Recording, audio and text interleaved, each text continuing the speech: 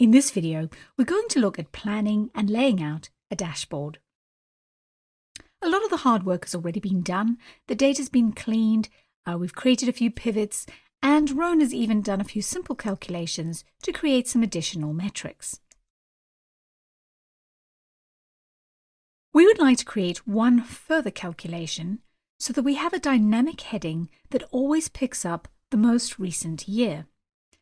We have a max calculation at the moment, which gets the most recent year out of the year column. When we add the year 2020's data, this will update to 2020. So to create our calculation, we're going to click into L1 and type equals, and we're going to call this renewable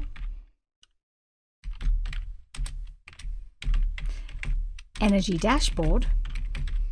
Then type your space, close your double quotes, and we're going to use an ampersand to concatenate or join our year. So I'm going to click on L4 and press enter. When we add our 2020 data, that will update. Right, let's go and create that dashboard. So we're going to click into our dashboard tab. And Rowan has already spent some time thinking about the design, and he's followed good design principles in that he has his most important metrics at the top, working its way down to supporting detail.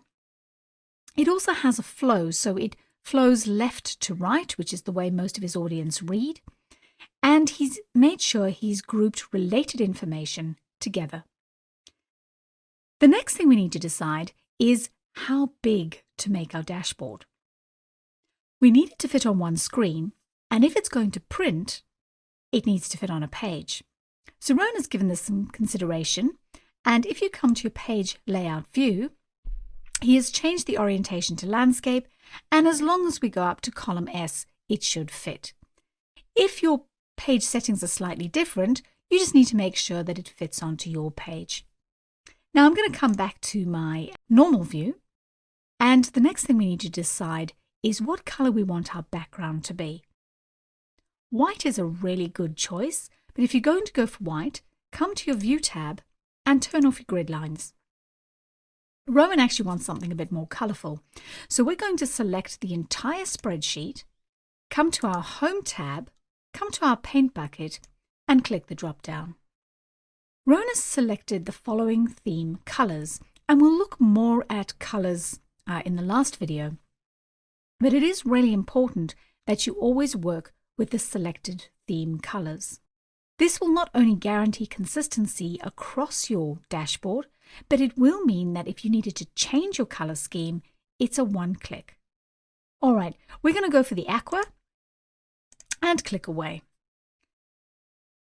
It's important in the dashboard that related information and controls for managing that information are grouped together. And often we do this using tiles. To create a tile, there are a few approaches we could take. So one would be to select the cells and then just change the color. Now, the only problem with doing that is we will be constrained by the proportions of our column widths and row heights, which doesn't leave us much flexibility. The other problem is we have to have square cornered tiles, and we've decided we want rounded corners. So instead of that approach, we're going to use a shape. To do this, we're going to come to our Insert tab, we're going to come to Shapes, we're going to choose the rectangle with rounded corners.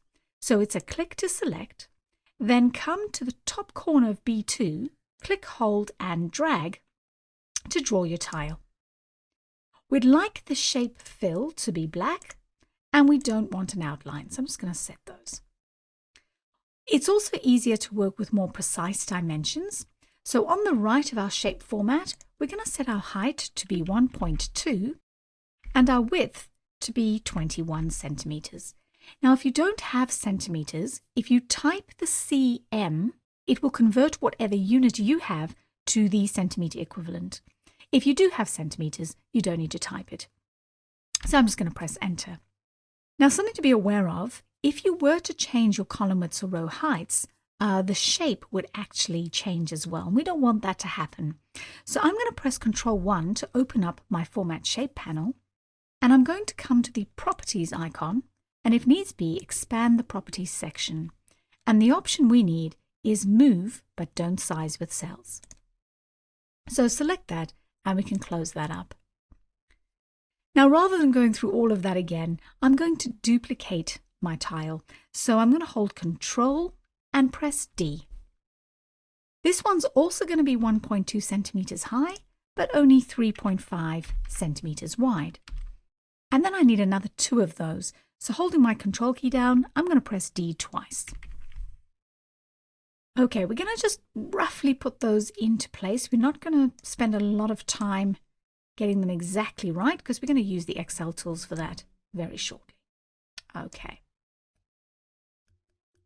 Now let's create our main tile to hold our renewable capacity. So I'm going to Control D to duplicate, move that down, leaving a nice little gap. And this one is going to be 8 centimeters high by 32 centimeters wide. And then we'll just do one last one, Control D. And our next tile is going to be 7 centimeters high by 15 centimeters wide. And this is going to go in the last row. There are 2 additional tiles we need, but we're not going to worry to create them now. It is quite important if you're using shapes that you make sure that they line up nicely and are evenly spaced. So that's what we're going to do next. I'm going to select my 3 tiles on the left, and then coming up to my Shape Format ribbon, I'm going to find the Align tools, and I'm going to align them left. And you'll see they all align left with the leftmost shape. So before you press the Align, make sure that the shapes are right of the leftmost shape that you want to align them to. And the same is going to be true on the right. So with this little shape, I'm going to actually move it in, make sure it's below the top and to the left of my main shape. And then I'm going to hold my Shift to select my main tile, and I'm going to align those right. And now let's do our top row. So I'm going to select the 4 tiles in the top row. I'm going to click Align Top, and then I'm going to choose Distribute Horizontally. It's still not looking perfect because you've probably noticed that when you create a larger rectangle, it actually gives it a much more rounded corner. To adjust the rounding, if you select the shape, you get a yellow circle, and if you drag that towards the corner, it gets smaller, and if you drag it away, it gets more rounded. The problem is to do that manually will be quite time consuming, and we're unlikely to get them all the same. The good news is we know how to use a macro, and we've actually created a macro for you that will change all the rounded rectangle corners to the same dimensions. So a little bit of revision.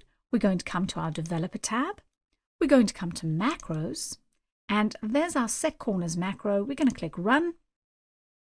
And that's now looking pretty neat. All right, let's go and add some metrics to our tiles. So we'll start with our heading. I'm going to click on my first tile, and we're going to link it to the data in our renewable energy sheet. So we're going to click into our formula bar, type equals, click on renewable energy, and then click into L4 and press Enter. And we're going to do very much the same thing for our mini metrics, but we just need to change the alignment. So can you please, using your Shift key, select the 3 small tiles, come to your Home tab, and we're going to make them align bottom and center. Right, so we're going to click on our first mini metric tile, and we're going to do what we did for our heading. We're going to click into our formula bar, type equals, come to renewable energy, and click on our percentage increase and press Enter. You'll see not only did it pull through the value, but it pulled through the formatting as well. So we've got our custom number format there, and we couldn't have done that with conditional formatting. Let's have a quick way of doing that for the others. We can actually copy the formula. So I'm going to press Control C, click onto my next tile, click in my formula bar and paste. And then all I need to do is change the M to an N. And we'll do that the same for our last tile. Click in your formula bar, paste, Control V, and change the M to an O. Looking good. But obviously we need some context for these tiles, so we are going to need to label them. One of the easiest ways of doing that is using a text box. I'm going to come back to my Insert tab, come to Shapes, and in your basic shapes, the first option is a text box. I'm going to click just to the right of my tile so you can see what I'm doing. And I'm going to do the solar labels. So I'm just going to type solar. I'm then going to click on the edge of the text box and we're going to change the size to 9 and the color bright yellow. And this is going to be a bit of a theme whenever we talk about solar. We're going to try and make it yellow. We're then going to drag our label onto our solar panel. Excuse my silly joke. And picture always says 1,000 words. So let's go and add an icon as well. On our Insert tab, we're going to come to Icons. And we're going to type sun. If you don't have icons, these actually have been included in your workbook. So you can just grab one of those. But if you do this with me, grab any one you like the look of. And I'm going to click Insert. I'd like this to be a bright yellow as well. And I'm going to change the dimensions to be a 0.8. And I can drag that and drop that in the top left-hand corner. And I'm going to leave the hydro and the wind energy for you to do. We should also label our tiles, and for speed's sake, I've already created a few, and I'm just going to drag them in, and you're welcome to do the same, but I'd actually encourage you to create your own and have a little bit of fun with it. So a few things you need to finish off on the dashboard, 2 missing tiles and a couple of labels, and I'll see you in the next video where we're going to add some charts.